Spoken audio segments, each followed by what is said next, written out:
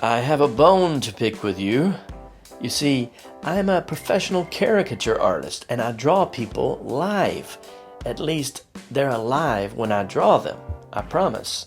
But in this video, I am going to draw a skull as a caricature. Can you dig it? I knew that you could. If I'm going to draw a caricature of a skull, then first, what do I got to do? I've got to learn how to draw a skull. And how am I going to do that?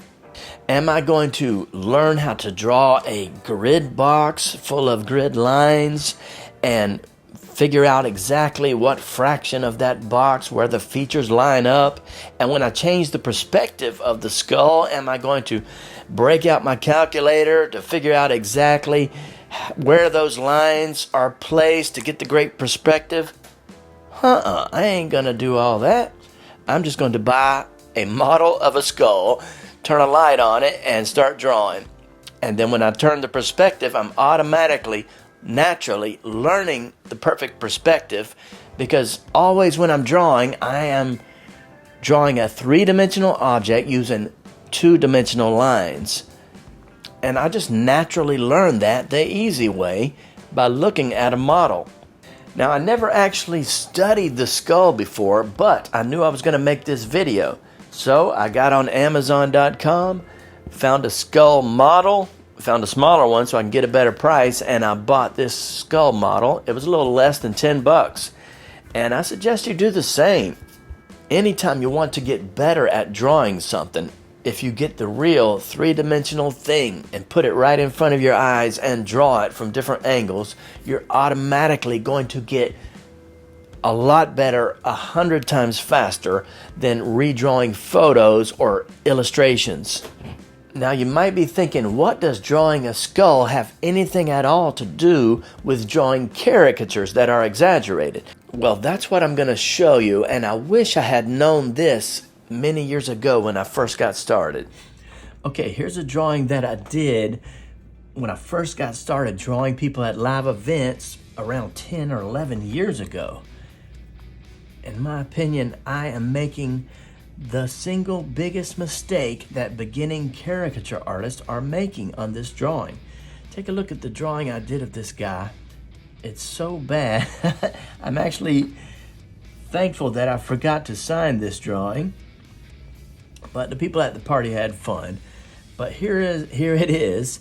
And look at his head. Do I see, if I look behind the skin with my X-ray vision, do I see a skull underneath that skin? Maybe a little bit, but I tell you what I really see. And that is this. I see a squishy head. So, looks like I drew the head to shape something like this. Happy birthday, if it's your birthday, by the way. But I drew a lot of squishy heads. I draw some heads like this, warped in a weird way, or squished over in a weird way like this. It's just a squishy head and no skull beneath the skin. And that's the number one mistake I was making, and a lot of other artists are making the same mistake. Now take a look at this drawing. This is one I did recently, and I've accidentally gotten better here. I drew this guy at an event, added some color to it, but accidentally it looks like I have drawn a skull beneath his skin. At the time I wasn't thinking about drawing the skull beneath the skin. It's just that after drawing thousands of people over 10 years, I've accidentally gotten good at that. Here's another one. Drew this young lady at an event. Let's take a closer look at her drawing of her face. And here, once again, I wasn't thinking about the skull beneath the skin when I drew her. But like I said, after drawing thousands of people, I just accidentally got good at drawing people. Look, there is definitely a skull shape underneath that drawing. Okay, so even this one, I have this one in my sketchbook where it's slightly more exaggerated, But still, even though it's more exaggerated, I think there is still a basic skull shape underneath the skin.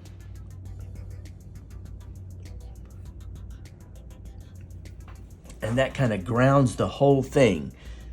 So you don't have to spend 10 years drawing faces live and to get better at this. Why not just practice drawing the skull and caricaturing it in a couple of months or a few weeks and skip all that 10 years of hard work? Okay, let's see if I can do this. The weight of the shape is up top. The cranium is the largest part.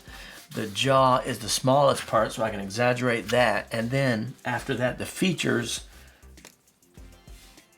The largest feature is the eye sockets. So let's see what I can do.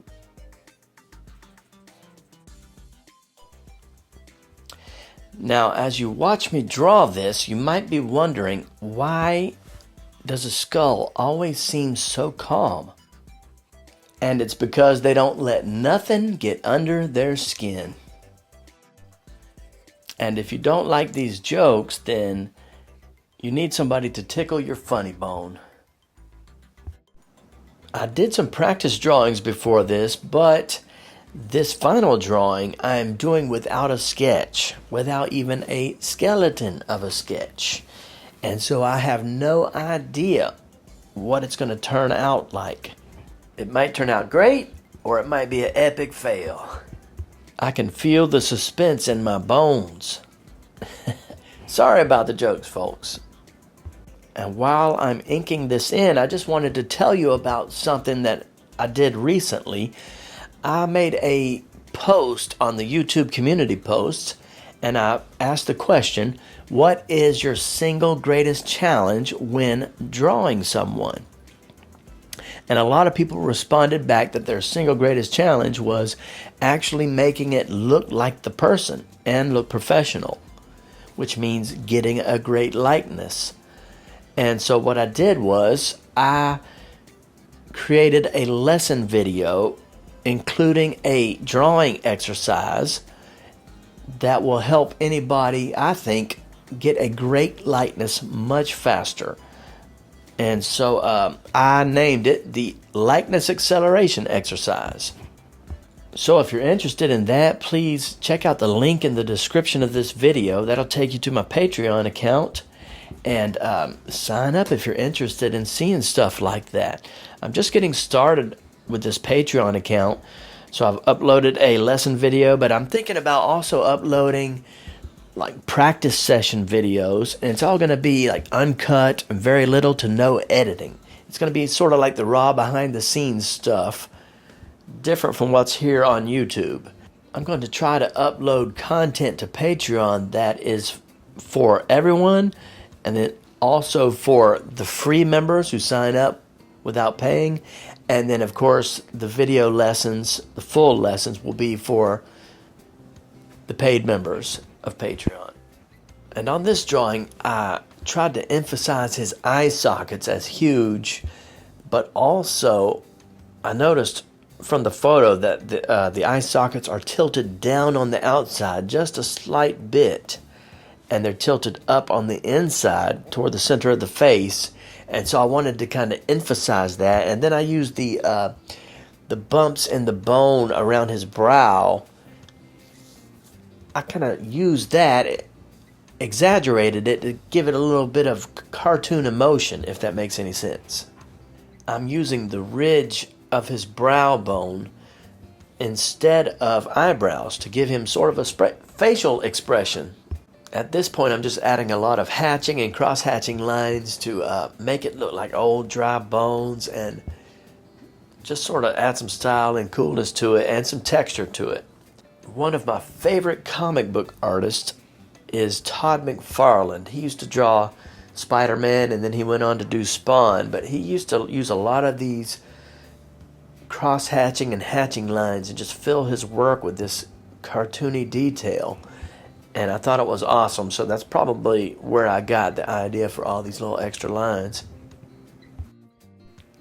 And I kind of stretched out his cranium, sort of like those crystal skulls from that Indiana Jones movie. And so the question still needs to be answered. Was I able to create a caricature out of nothing but a skull? And I think I did. I kind of like the way this turned out. I'm happy with it. So if you like this video, please do me a favor and like the video. Press the like button, and that will cause YouTube's algorithm, that's hard to say, algorithm, to push it out to more artists. And until the next video, remember that practice is the skeleton key to improving your artwork.